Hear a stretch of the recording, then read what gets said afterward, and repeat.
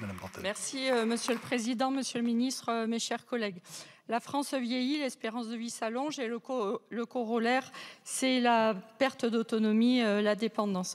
Tout à l'heure, ça a été dit, c'est un défi majeur pour notre société et nous avons besoin d'une vraie grande loi pour le grand âge. Monsieur le ministre, vous n'avez pas totalement répondu tout à l'heure en réaffirmant votre volonté de pouvoir nous présenter cette loi grand âge. Et dis-moi comment tu traites tes anciens et je te dirai dans quelle société tu vis. Et je pense qu'il y a une urgence à agir. Je voulais vous interroger sur le maintien à domicile et sur la fusion des SSIAD et des SAD.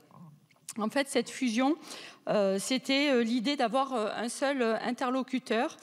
Ça partait d'une bonne intention, mais la mise en œuvre sur les territoires pose un certain nombre de difficultés au regard du périmètre des associations qui sont déjà présentes sur les territoires. Et en fait, ce que l'on constate, c'est que puisqu'il faut avoir un SAD pour pouvoir maintenir un SSIAD et devenir un SPASAD, en fait, ça déséquilibre totalement l'offre sur les territoires, et en particulier dans les territoires ruraux et territoires de montagne, puisque ces structures recherchent un équilibre financier. Alors, Monsieur le Ministre, moi, ce que je vous demande, c'est de pouvoir intervenir auprès des ARS pour assouplir les modalités, accepter qu'il puisse y avoir des accords de coopération et pas forcément ces fusions. Et de manière plus large, je voulais aussi vous alerter sur la comitologie. Sans cesse, nous avons de nouveaux dispositifs. On a eu les DAC, comment on appelle ça, les conférences, les 360 degrés, un certain nombre de dispositifs qui à chaque fois obligent une nouvelle gouvernance et avec des difficultés pour arriver à suivre. Et je pense qu'on peut arriver à simplifier tous ces dispositifs sur l'ensemble des territoires. Je vous remercie. Merci, chers collègues. Monsieur le Ministre. Oui, merci Monsieur le Président. Effectivement, moi je vous ai plutôt parlé, je n'ai pas lu la question, j'ai plutôt parlé de stratégie. J'ai parlé également de l'ensemble des dispositions que nous avons déjà mis en œuvre, qui émanent pour beaucoup d'ailleurs du vote de la loi Bien vieillir, dont j'assure la traduction. Je pense que c'est important de montrer que le gouvernement est au rendez-vous par rapport à cette loi. Je vous ai parlé également donc, de la trajectoire financière aujourd'hui que nous avons commencé à amorcer en lien avec les départements et la CNSA. Et donc notamment la réforme des fonds de concours que j'évoquais tout à l'heure et qui permettra également de mieux asseoir le cofinancement dédié donc, à l'APA et ensuite à la PCH. Sur la fusion donc, des SSIAD et donc, rappelons-le, de services de soins infirmiers à domicile, des services polyvalents d'aide de soins à domicile, donc les SPASAD, donc depuis le 1er janvier 2023. Donc je rappelle que la réforme vise à passer d'un financement global par place à un modèle basé sur les besoins au niveau d'autonomie des usagers, favorisant une meilleure prise en charge des cas complexes et qu'elle s'accompagne à ce titre d'une revalorisation importante de l'enveloppe globale d'ailleurs de 229 millions d'euros.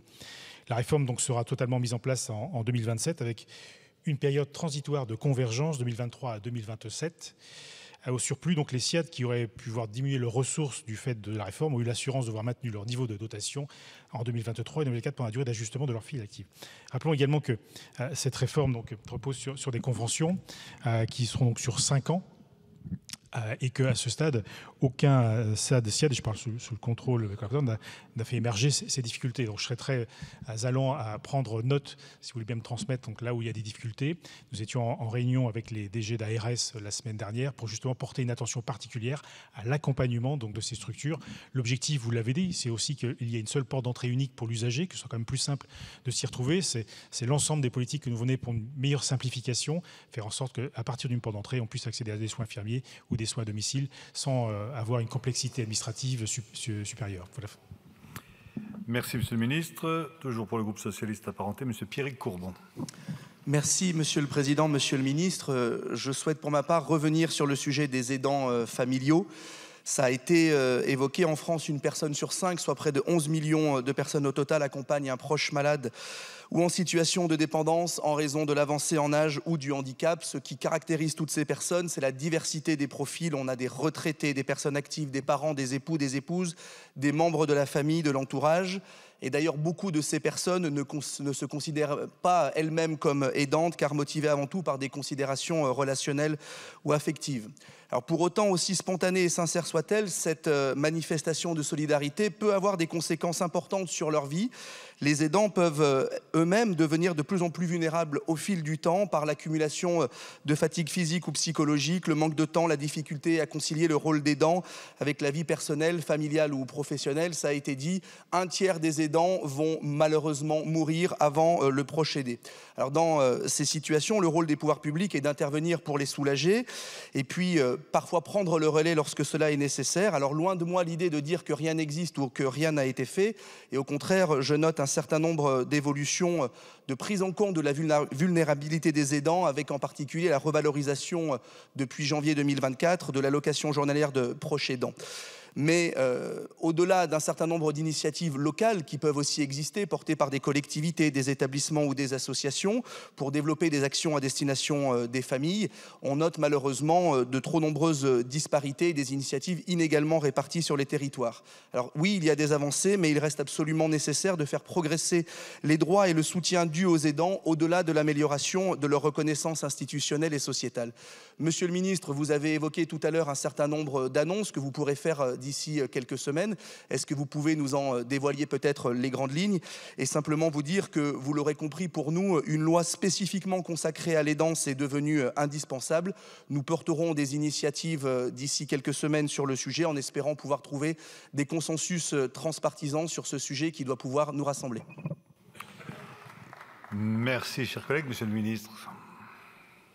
Merci Monsieur le Président, merci Monsieur le député de remettre le sujet sur les proches aidants, un sujet qui m'a vu œuvrer pendant 7 ans dans cette belle assemblée pour faire progresser le droit. Alors, vous avez pointé du doigt effectivement quelques innovations. Alors, je rappelais simplement que la première stratégie nationale, donc 2020-2022, aura eu le mérite d'être la première. Il aura fallu attendre 2020 pour qu'on arrive à une stratégie nationale. Et la deuxième, donc, nous portons aujourd'hui, donc 2023-2027, est en cours de déploiement. Sur la question donc, du congé de proche aidant, vous vous rappelez qu'initialement, donc, il reposait plutôt sur les GIR 1 à 3. Il portait une rémunération basée autour du SMIC et il concernait finalement 66 jours sur une seule fois. On l'a fait évoluer depuis. Nous avons embarqué également les GIR 4 puisque nous s'était rendu compte que c'était là, finalement, où il y avait plus d'aidance et moins d'accompagnement. Il nous reste, pour moi, à travailler à nouveau sur les droits rechargeables, c'est-à-dire que nos générations auront à être plusieurs fois aidants dans une seule vie. Or, on ne peut pas donc se contenter, entre guillemets, d'une seule opportunité au titre de ce congé. Donc je pense que le faire évoluer pour qu'on puisse accompagner plusieurs aidants à son sens, c'est ce qu'on appelle le régénérer les droits finalement. Donc là, c'est un axe de travail que je voudrais associer à la revalorisation que vous avez pointé du doigt tout à l'heure. Sur les questions du répit aussi qui me sont chères, vous savez qu'on a proposé donc, dans une loi il n'y a pas si longtemps que ça, donc, qui a abouti au Sénat au mois de novembre, donc la pérennisation du dispositif dit de relayage à domicile qui permet de bénéficier à domicile jusqu'à 6 jours consécutifs, donc le soutien d'un soignant qui vient se substituer à l'aidant. C'est une façon de pouvoir aussi la bénéficier d'un temps de répit, mais aussi qui permet de protéger la personne souffrant donc de la maladie dégénérative, puisque rien de plus perturbant pour elle que d'avoir des soignants différents qui se succéderaient ou un changement de lieu domicile. C'est suffisamment documenté pour qu'on en parle. Ce que nous allons proposer également sont des évolutions sur l'offre de répit au niveau des vacances famille, en soutenant donc le déploiement de dispositifs et de structures sur le territoire, de telle façon à ce que là aussi, on puisse apporter des éléments de réponse complémentaires. Je crois que mon temps est écoulé. Voilà, je suis désolé, mais ça mériterait qu'on en parle encore longuement. En tout cas, je suis à votre disposition pour continuer à discuter. Merci beaucoup, Monsieur le Ministre. Pour le groupe Droite républicaine, Madame Sylvie Bonnet. Madame Bonnet, vous avez la parole.